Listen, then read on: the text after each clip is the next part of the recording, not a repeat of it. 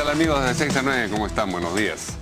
Esta mañana tenemos como invitado para la entrevista política al ex ministro de Comercio Exterior durante el gobierno de Toledo, pero también voceado en algún momento como primer ministro cuando recién se iniciaba este gobierno, Alfredo Ferrero. ¿Qué tal, Alfredo? ¿Cómo estás? Buenos días, Mario. Encantado de estar con ustedes aquí en Canal N. Oye, ¿de buena te libraste con no haber sido designado primer ministro o no? Bueno, digamos, había cuenta de la crisis que se vive ahora y la incomodidad tan temprana para este gobierno. Bueno, yo creo que el caso Moreno ha apurado un poco los plazos y ha cortado la luna de miel, porque hasta ese momento las cosas iban más o menos bien. Después se han dado una serie de circunstancias y hechos que hacen sentir que la situación en el país no está tan cómoda. Y es curioso que haya anticipado para hoy el balance de los 100 días Pedro Pablo Kuczynski cuando solamente han transcurrido 90.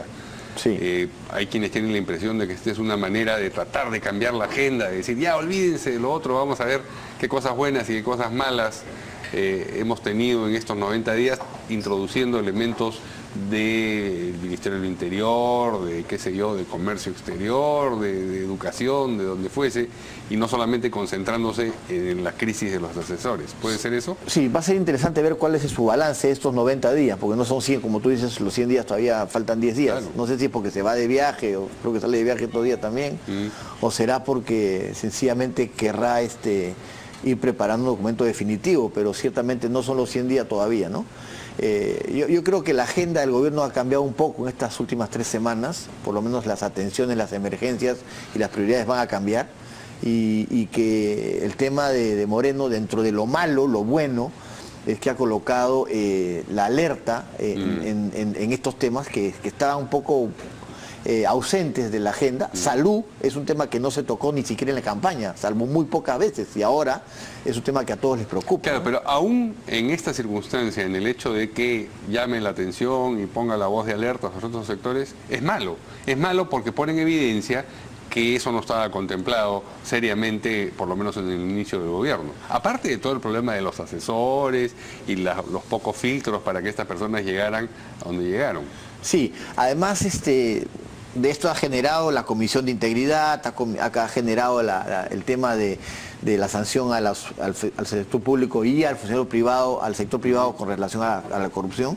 Y para el caso concreto, ha colocado el spotlight de la luz en el sector salud, que es un sector que ya estaba en crisis antes, que ahora se note esa crisis con mayor claridad.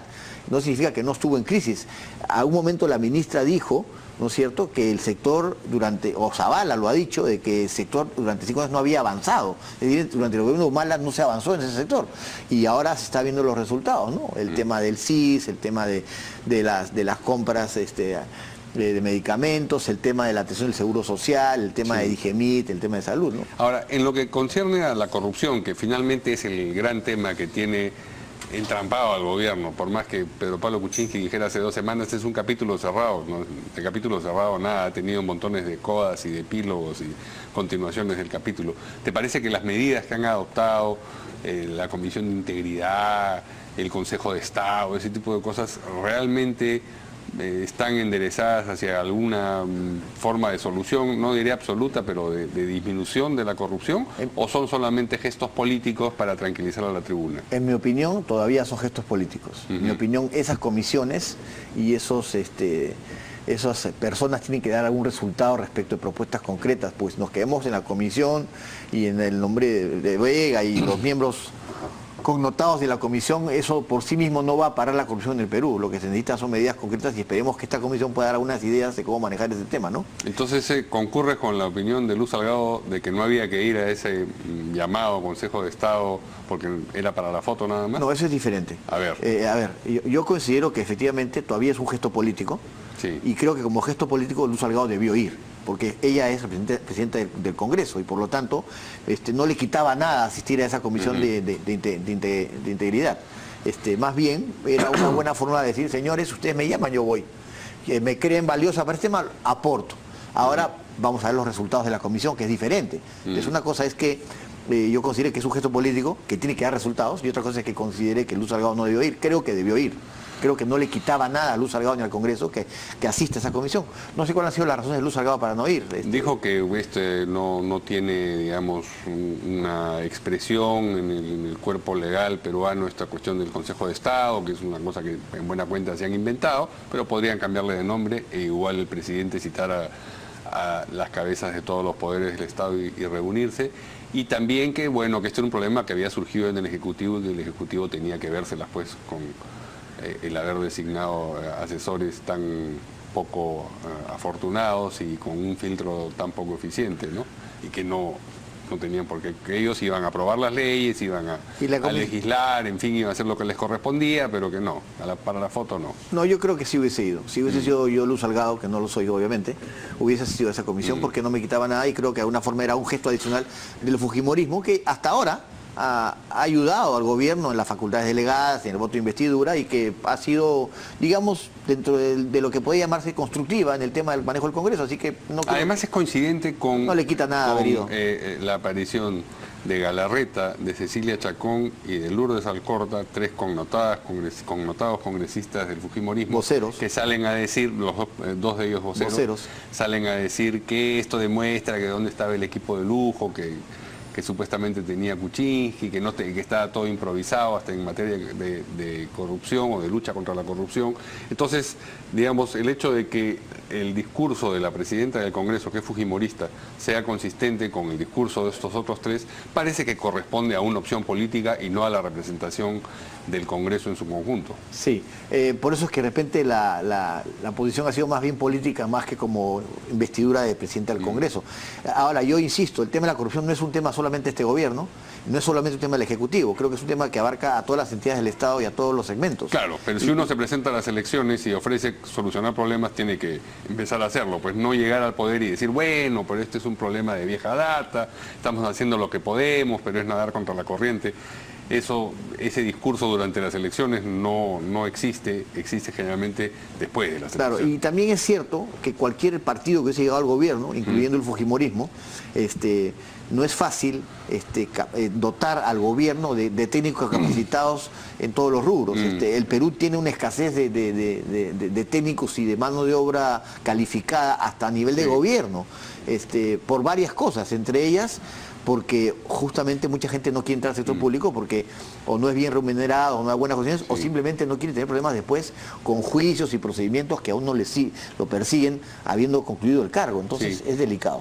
Bueno, ya que hablamos de Moreno y las derivaciones de ese caso, tú conociste al señor Moreno y estuviste en el otro programa en el que yo participo aquí en Canal N, que es En Portada, con Verónica Linares. No nos contaste que lo conocías, a pesar de que ese día apareció ese tema y eso generó cierto movimiento en las redes. Sí. ¿Cómo así lo conociste? ¿Por qué? ¿Y por qué no lo mencionaste en esa oportunidad? Primero te agradezco la pregunta. Es más, te pedí que me la hagas la pregunta antes en los previos, porque quería aclarar el tema. De todas maneras. Así que a Moreno lo conocí porque asistimos a una reunión como a la FARPE, que es la Asociación de Laboratorios Farmacéuticos. Fue una reunión protocolar solicitada por la FARPE. Y a la que tú asistías en condición de... Como asesor. O sea, no fue como asesor de Alafarpe. Sí, no soy... ¿Y por qué querían reunirse con Moreno? Muy sencillo, porque ellos se reúnen no solo con Moreno, se han pedido reunión con la ministra de Salud, cuya reunión ha sido... Bueno, pero la ministra, digamos... también con la Comisión del Congreso de Salud, era muy obvio. Moreno era un referente de salud a nivel nacional. ¿Qué cosa querían conseguir con Moreno? No querían conseguir nada, querían presentarse y ponerse a disposición para trabajar temas de problemática de salud a nivel nacional. En la primera autoridad... Para ayudar a ellos a Moreno, no que Moreno los ayudara a ellos. No había ninguna ayuda con Moreno, no le habían pedido nada. Fueron a presentar cuáles eran los temas que veían sensibles en salud, falsificación de medicinas, calidad y eficacia de medicamentos, y entregaron un código de ética que han preparado ellos y que entregan a la ministra de Salud. Así que fue una reunión de salud protocolar que duró media hora y donde además no se vio nada raro, ni de Moreno. ¿Dónde fue la reunión? En Palacio. En Palacio. Sin celulares, sin nada, con cita, con carta presentada a Palacio pidiendo la cita. ¿Moreno tomó la palabra? Moreno habló, por supuesto. ¿Y qué cosa les dijo? Que estaba ahí para ayudar al sector salud, que quería que este tema mejore para el país, el tema del seguro social, temas generales, no hubo nada. Nada que te llamara la atención. En absoluto. Yo salí como todos de esa reunión pensando que Moreno tenía un encargo. ¿Y por qué no nos contaste en esa oportunidad que lo habías conocido? Porque no era un tema la reunión con Alafarpe, porque no era mi reunión.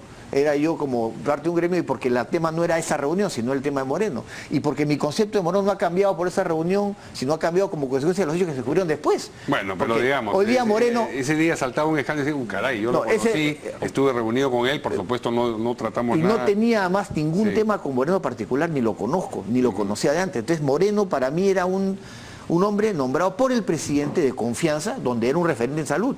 Si hubiese sido comercio exterior, un referente de comercio exterior, seguramente hubiesen ido a las empresas de comercio exterior para ver qué piensa el asesor de comercio exterior, o en infraestructura. Entonces, cuando tú nombras un asesor presidencial, y es un funcionario público mandado, ya es un referente en el sector, es un personaje con quien tienes que, por lo menos, conocer qué piensa, cuáles cree que son los problemas.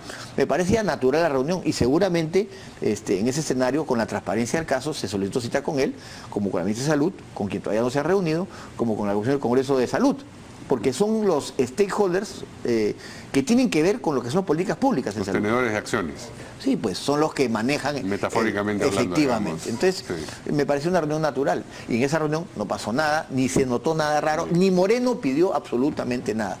Probablemente sus reuniones con otros eran en otro rubro, en otros negocios, pero no con los laboratorios farmacéuticos que tienen un gremio de 19 compañías que son muy serias, ¿no? ¿Qué cosa puede mostrar hoy día Kuczynski en el bloque azul de los 100 días? Es decir, si es un balance de 100 días de gestión, ¿qué cosa puede mostrar como cosas positivas conseguidas? Negativas, ya hemos enumerado algunas.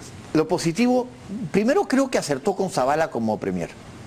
Ya, pero esa es una consideración general, ¿no? Va a decir, los aciertos de mi gestión, Zavala como premier, ¿no? No, los aciertos de su gestión son que, salvo el caso Moreno, creo que los ministros están tratando de trabajar. El segundo tema que me parece relevante es las relaciones internacionales en el caso de China, por ejemplo, me parece que el viaje a China es importante. Sí. Creo que es un activo. En tercer lugar, creo que el otorgamiento de las facultades delegadas es un activo y un pasivo. Es un activo porque logró su cometido de obtener esas facultades delegadas. El problema va a ser que va a tener que tener resultados de esas facultades. Claro, todas son, digamos, medidas políticas, pero cosas concretas conseguidas. En seguridad ciudadana creo que algo ha trabajado con Basombrío. Lo de las recompensas. Sí, también lo veo. Esos podrían ser los activos. No veo muchos más, Mario, pero habría que decir que el tiempo todavía es corto, ¿no? Bueno, pero y si ya era corto con 100 días, adelantarlo 10 días, me parece que además nadie lo ha empujado solito, o sea, se ha precipitado a hacer un balance a los 90, la gente le va a pedir, bueno, ok, ¿quieres hacer un balance? A ver, pues. Sí. Salvo el hecho de que quiera colocar en la agenda el tema de los 100 días para evitar otros temas de agenda, no entiendo por qué los ha adelantado. Ahora, en el sector que tú también conoces, que es comercio exterior, sí ha habido una medida de, digamos, condición opinable o de resultado opinable, que es el incremento del drawback. Sí. Esto es la llamada devolución de impuestos a los exportadores. Es decir, cuando ellos importan un insumo para producir algo que luego van a exportar, se supone que se les devuelve el impuesto que han pagado para que no hagan doble tributación, pero lo cierto es que se les devuelve, se les da a un 4% ciego al precio final del producto y eso no corresponde al impuesto que han pagado muchísimas veces. Que era 5 antes. Bueno, sí, se bajó a 3 y ahora se volvió a subir después de que el ministro dijo que no iba a subir. Entonces, ¿eso te parece como para que aparezca en la columna azul o en la columna roja del balance? En mi opinión, es un tema es complicado porque primero ya había una posición del ministro cuando no era ministro en ese sentido y no estaba a favor, ¿no? Hoy día ha cambiado de posición o ha sido inducido a cambiar por algún elemento, ¿no? Yo creo que si ya habías bajado a 3, te quedabas en 3, ¿no? Porque el problema va a ser cuando tú vuelves a subir a 4, volver a bajar va a ser muy complicado. Además había un cronograma para bajar eso de 3. Y además es reconocido que es un subsidio. Es un subsidio. O sea, es reconocido a nivel mundial. La plata de los contribuyentes va a estimular un sector de la economía y los otros sectores de la economía dicen, ¿y a mí por qué no? ¿Por qué tengo yo que mis impuestos que subsidiar a estos señores? Es un tema discutible, Mario, diría yo, ese tema. ¿No te animas a ponerlo ni en el azul ni en el rojo? Lo pondría en el naranja. En el naranja, esa es una medida... Pero no, yo estoy más tentado a decir que no... A ver, como ministro de Estado no sé cuáles son las consideraciones de Ferreiros para haberlo hecho, ¿no? A nivel de políticas macroeconómicas y lo que es bueno para el Perú, es un subsidio y tendría que estar en el canal rojo, ¿no? Ajá. Es la realidad. A ver, hay que ver cuáles son las consideraciones que ha adoptado ¿O cuál es la historia? El ministro Ferreiros, que antes era contrario a esa medida y que hoy día ya como ministro... Tú no la habrías adoptado. Tú en el Ministerio de Comercio no habrías... No lo hubiese hecho porque ya se bajó. Sí. Y ya retroceder este sistema es micro. Tú no puedes estar subiendo, bajando. Eso le quita estabilidad al sistema y además genera falta de autoridad. Porque significa que puedes negociar tú 3, 4, ¿por qué no 5? ¿Por qué no lo hacemos en 6? ¿No? Entonces, ese mensaje para mí, como autoridad, no es bueno. Pero habría que escuchar a Ferrero, saber cuáles son sus argumentos para haberlo hecho, ¿no? Ferrero es una persona muy capacitada en los temas y conoce el sector muy bien, así que es una buena pregunta para el ministro. Pero, digamos, las explicaciones pueden ser más políticas que técnicas en este caso, es lo que suele ocurrir con medidas de esta naturaleza. Ha habido artículos en los periódicos que hablan de lo que parece ser la presión de un grupo de interés, ¿no? Bueno, el sector ¿Tú recibías ese tipo de presiones cuando estabas...? En mi época no se hablaba del tema del drawback, porque el drawback estaba en 5% y nadie se atrevía a pedir más, ¿no es cierto? Y no se iba a dar más tampoco, ¿no? Y en ese momento nosotros negociábamos este tema con la OMC y con los tratados de libre comercio y todos decían que este drawback era un subsidio.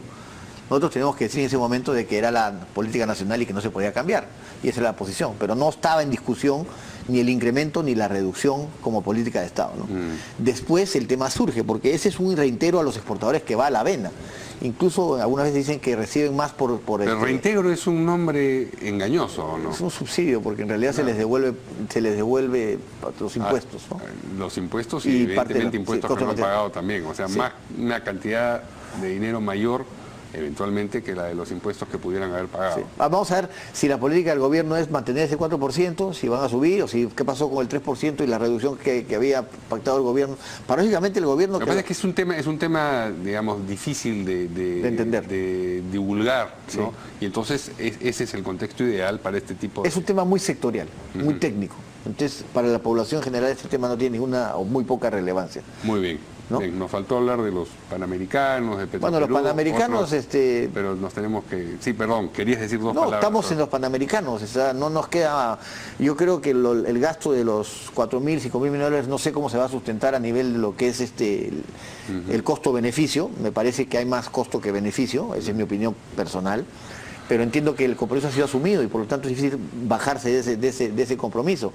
Yo me pongo a pensar cómo sería si le damos ese dinero, en vez de gastarlo en los panamericanos, directamente a los deportes que necesitan dinero, como el fútbol, como el vóley, como el básquet, o el sector salud, educación, o a los bomberos, donde sería mejor utilizado ese dinero. Ahí viene mi inquietud y tal vez probablemente en esa pregunta la respuesta hubiese sido que hubiese sido mejor no organizar nada, ¿no? Pero el gobierno ya se metió en el bote, hay un nuevo encargado, hay un compromiso del Estado y la pregunta hoy día es extemporánea si vamos o no a los panamericanos, porque habría que perder la sede y eso podría dejar mal al Perú, ¿no?